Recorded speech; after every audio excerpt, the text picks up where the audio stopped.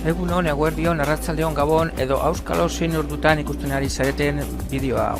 Goizez arratzaldez gauez ordu txikitan, gehiagei luzatu gabe, berehala hasiko gara tutorial berri batekin. Tutorial honetan ikasiko dugu nola ireki Meet aplikazioa. Horretarako, gure Chromeko saioa irekita, lauki txikiz osatutako laukitxoan klik egingo dugu. Eta hemen, Meet aplikazioa bilatuko dugu. Lehenengo lehiatian agertzen ez baldin bada, jaitziko dugu beruntz eta topatuko dugu. Gure kasuan, lehenengoan agertzen zaigu. Aplikazioaren ikonoan klik egingo dugu. Bagaude Meet aplikazioaren lehenengo lehiatian.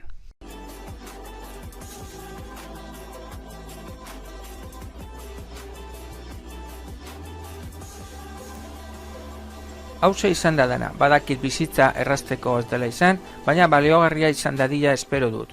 Mila esker bideoa ikusteagatik. Hurrenkor arte.